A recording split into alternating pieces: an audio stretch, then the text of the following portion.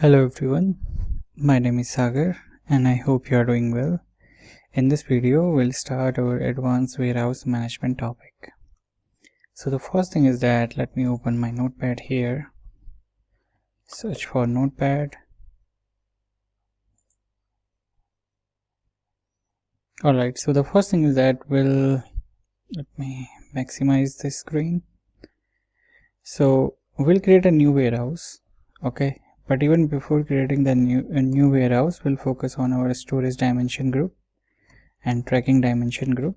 Okay, we'll also see about the unit sequence group, okay, and etc. Okay, so let's start it, and this will be the part of MB330 as well, so it will be useful there as well. Okay, all right, so the first step here would be I will go to my product information management, click here, collapse. I'll go to setup. Here we have dimension and variant group. So the first thing is that I'm going to create my storage dimension group. Okay.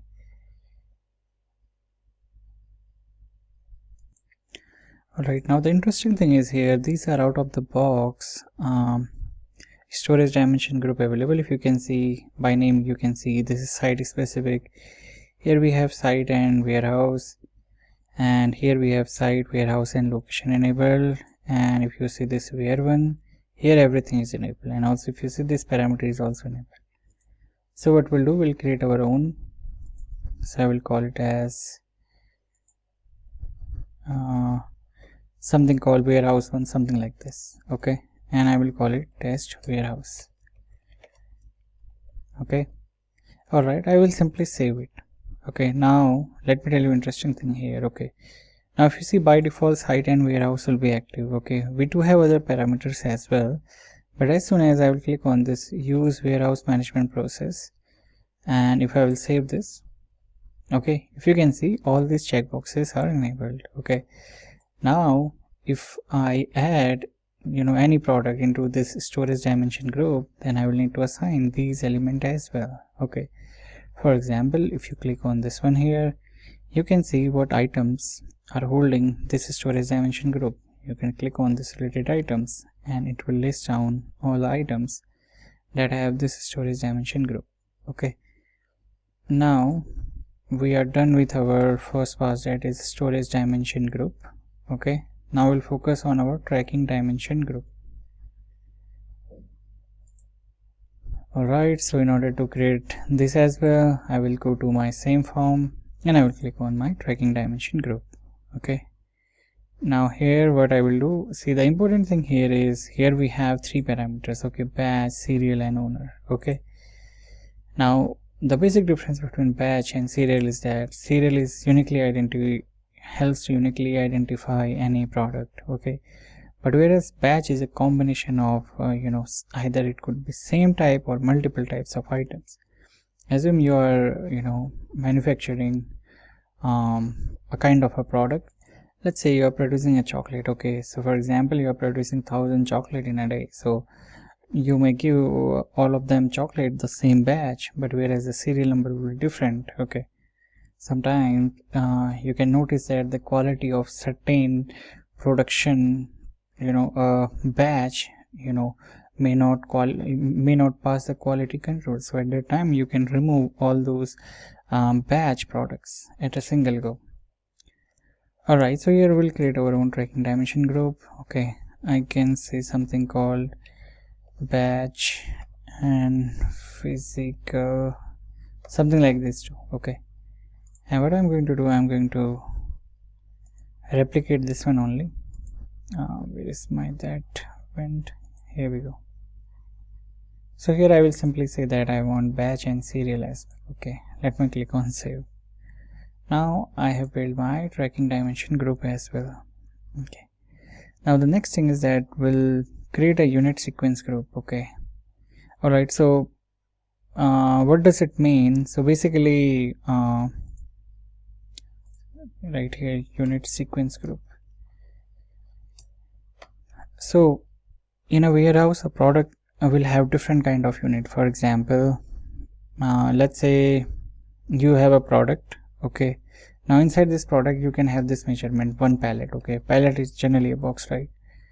Let's say it have 14 boxes. Okay, now one box may have 50 items, right? Or may have 50 units. Okay, let me call this unit as each. Okay, so these type of configuration we define in our unit sequence group.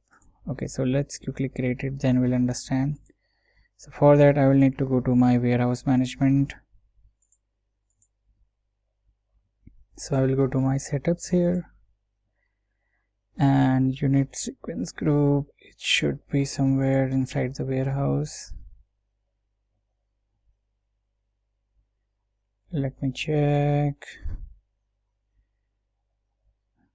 Warehouse unit sequence group. Yeah, here we go, sorry. Alright, if you can see here, this is a classic example of each, box and pallet. Okay, so what I can do, I can simply create my own one here. Okay, and I can give us a name called each, box, pallet. Okay, now the first unit that I'll be defining is just a second here, I'll copy the same name. Alright, and let me save this. Okay, so I will start with my smallest unit. I will call it as each. Right, so okay, now I'll define my line number 2. Here I will define my box and then my pallet. Okay, so short form would be PL here. Alright, now this unit sequence group is also ready. Okay, now the next thing is that we'll create a warehouse. Okay, so for that I will go to my advanced warehouse, my warehouse management setup. Inside my warehouse I will go to my warehouses. Okay, I will click on new. Here I will need to give a name to my warehouse, so I will call it as test2, something like this. I can give same name. Okay, now here the most important thing would be to select the site, right? So let me say site as 1. Okay, now the important thing is that we need to select our advanced warehouse management.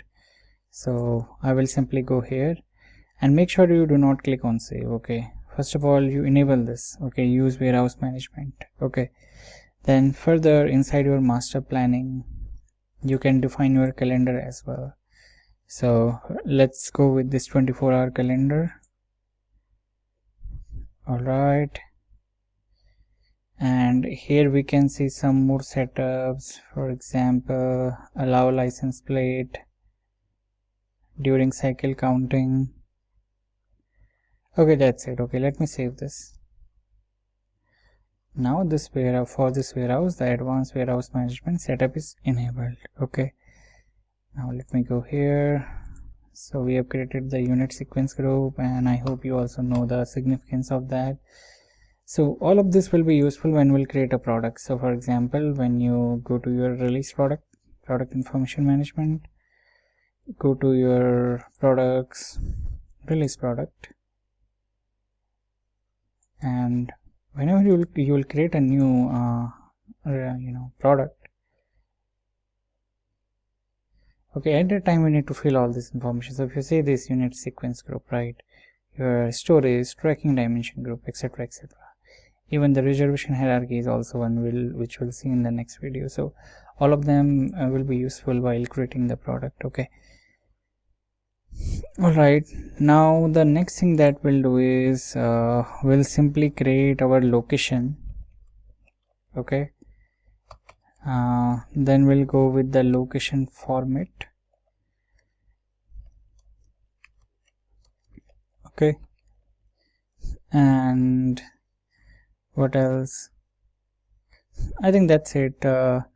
So now what do you mean by location and location format? So let's create it, then we'll understand.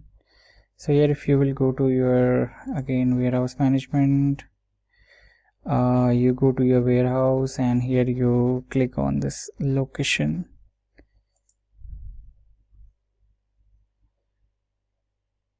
Not this one. First of all, we'll go with the location type first. Okay, now here if you see, we have different kind of locations available. Okay, so this bay door, bulk is there, floor is there, right? So similarly, in advanced warehouse, you typically first of all create your warehouse, then you create your location type. Okay, so I will create two location type. For example, I will say pick is nothing, picking your items, right? And similarly, let me create one more location type, fresh. Okay, here I will add the description. Okay, now this location type will be something useful in our location format. So if you again go here and click on your location format. Okay, now here another important thing is about, see, we have seen location. Okay, now what does location format mean? So usually if you see any warehouse, assume this complete page is a warehouse. If you want to pick any element from this location or either from this location, this, so every location you know, have some number, some naming convention by which a person can easily identify. Okay, so generally there is a numbering. So there is a concept called aisle, right? Then we have something called rack, then we have shelf, then we have bin. Okay, for example, assume these are your aisle, then you have your rack, then inside the rack you have multiple shelves, then you have bin. So how you can give name to all of them? Okay, we are going to see this one. So I will click on new. So we are defining a location format. Okay, so I will select my ARS, that is my aisle, rack, shelf. Okay, and here what I will do, I will go with my aisle first. Okay, now here the first thing is length. Okay, so you want, you know, you may have 99 aisle, right? So then here will be a separator. Okay, so you can put something like this. Okay, I'll let me save this. If you see the example here, what does it mean? Basically you will have two location here. Okay, now for example you can have 00A, 01A, 02A, 99A, 92A, something like this. Okay, now if you click on line number 2 here, then I will define my rack. Okay, now after that I want rack can have 3 length and that should be separated with R. Now what will happen here, we'll have 3 zeros followed by R. Save. Alright, so this is my location. Okay, now I will also add my shelf. Here I will call it as, okay. Now this is very useful in order to get the location format is too long. Okay, so I will keep it 2 only. Okay, save. Alright, so here you can have, you know, these many combination of location. So your location will be always like this. For example, you can have some random numbers here, some random numbers here. So this is your location format. Okay, now we have seen a location format as well. So the next here we'll see the doc management profile. So let's create that. So the first thing is that why do we need that? Okay, so this is really useful so that the items will not get mixed up. Okay, so for example, let's say you have you know, shipment number 1. Okay, and so basically all the material is available at a particular location. Okay, let's say the location is L1. Okay, now if you have the proper doc management, so what will happen, now the shipment 2 will only come once the location 1 is empty. So we are going to create exactly this scenario. Okay, so let's do it practically, then will make more sense. So I can go to my again warehouse management, my setup, and inside my warehouse I have this doc management profile. Okay, here you have already 3 available, so I'm going to create a new one. Okay, I will call it as my staging location. Like, so basically it's a stage 1. Okay, and here I can select, so I can go with the shipment ID. Okay, and here I will make sure that I am checking this particular box. If you expand this, assume empty location for new wave. Okay, now when the new product or doc will come, so first of all the older one should be empty. Okay, then only it will come. Okay, now we have some understanding about our doc management as well. Now let's create our location profile. Okay, so this is the actual place where you define your type of work. Okay, so again, same place, warehouse management, setup your warehouse, and then you have your location profile. Okay, so here you will use your location format and location type. Okay, I will go here, will create new. So I can say first one as my picking, I will call it as picking locations. So if you remember a few minutes back, we created our own location format, right? So we are going to select this one, aisle, rack, shelf. Okay, that is what we created, right? And if you remember, we have created 2 location type, picking, and I think there was one more that fresh. Okay, fresh and picking. Okay, assume, let's select this particular here.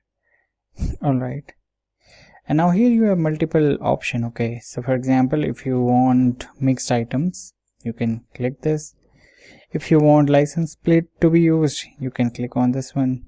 Similarly, if you want the cycle counting, you can click this one. Let's create one more in order to better understand. Okay, so let me call it as fresh, something like this, and let me call it as fresh. Again, location format, I will go with my aisle, rack, shelf, and inside my location type I'm going to select my fresh one. Okay, and even we have this doc management profile ID as well. So we created the shipping stage one. Okay, let's select this one. Ideally it should be added to picking, but yeah, anyway, so I can allow my mixed item. I can say I'm good with my cycle counting as well.